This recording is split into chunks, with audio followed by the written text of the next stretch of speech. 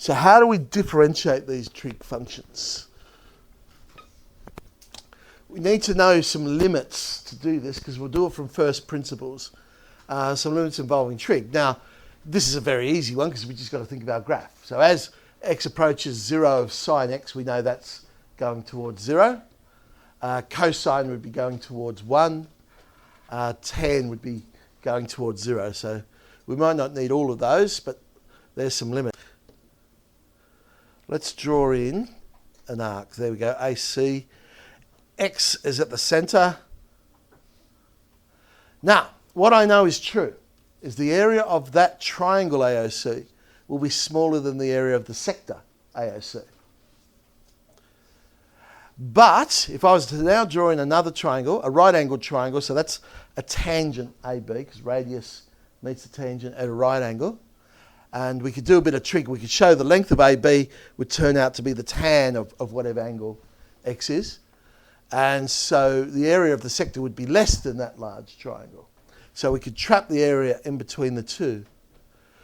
All right, area of the smaller triangle, half AB sine x. Area of the sector, half r squared theta, or in this case x.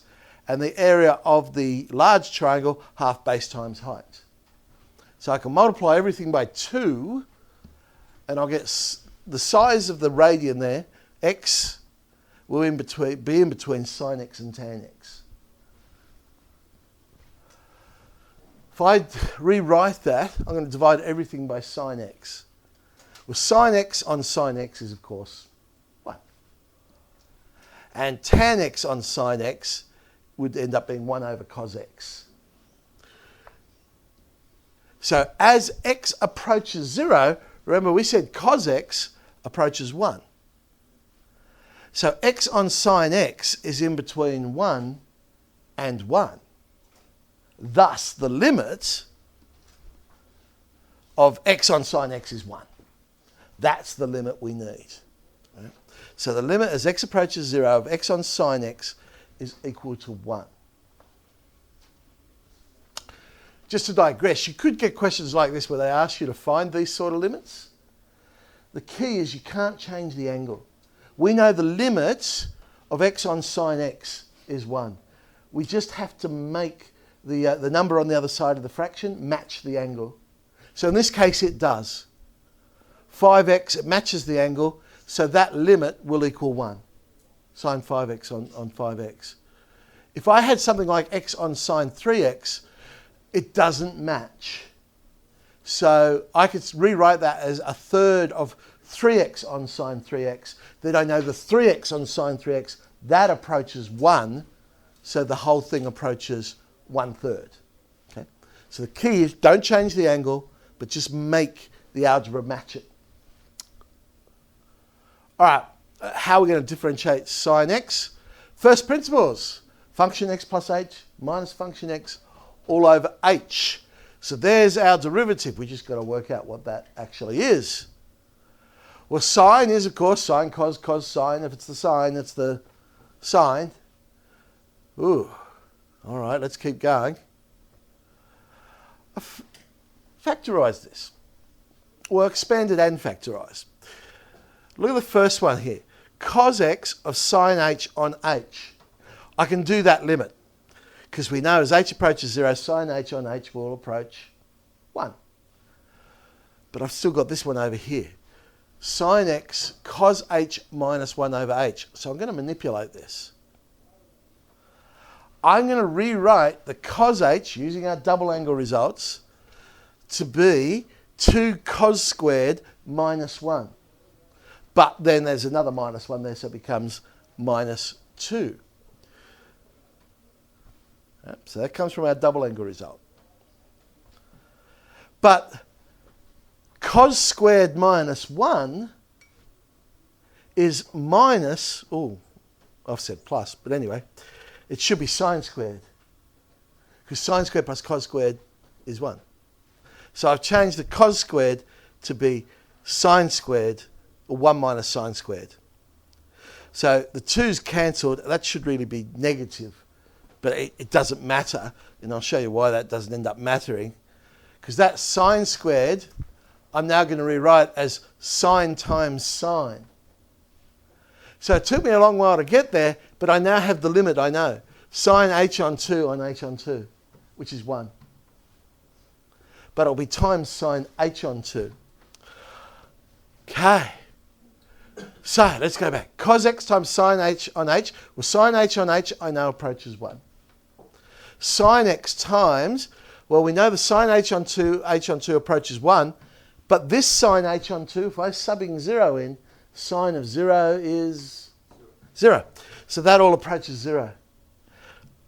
I'm just left with cos x. Now don't panic, you won't be asked to derive that.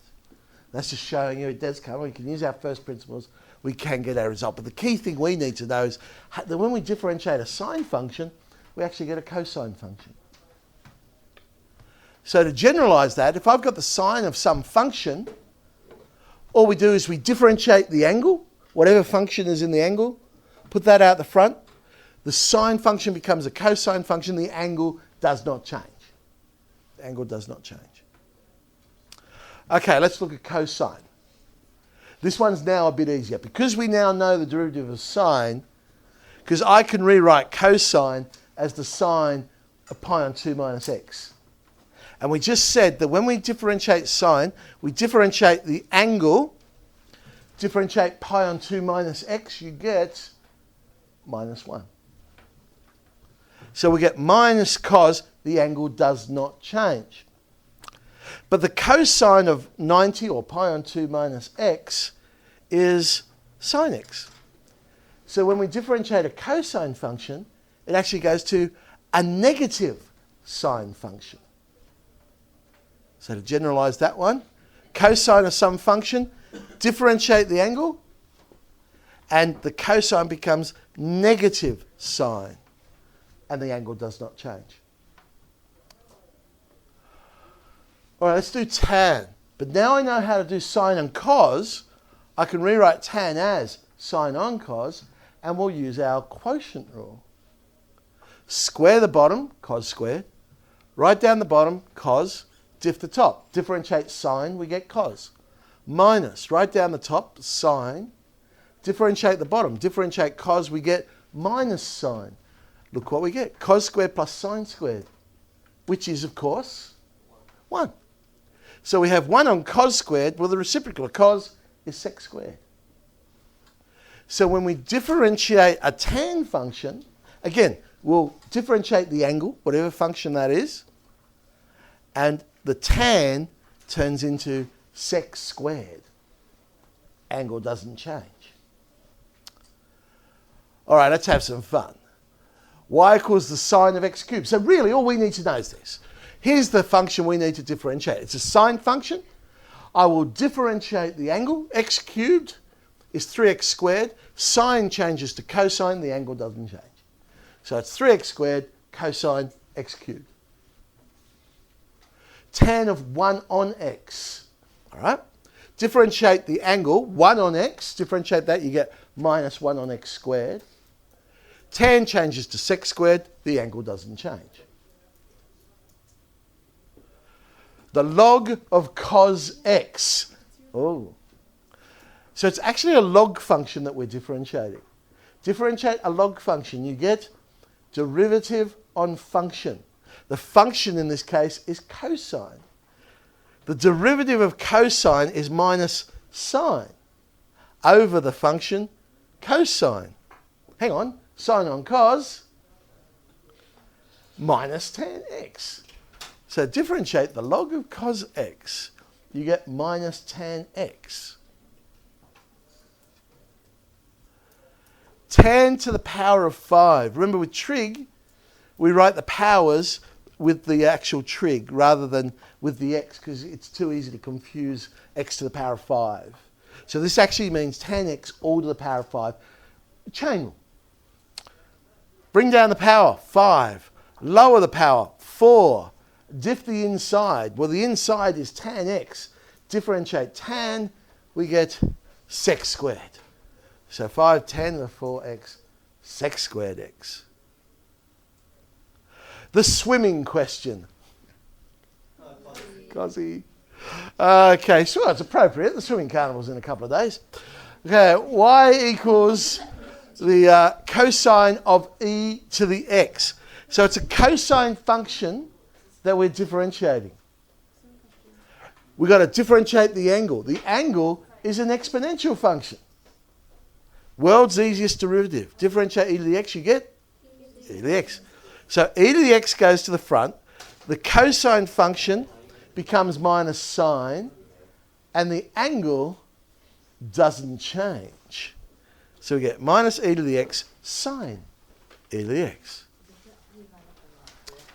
Alrighty.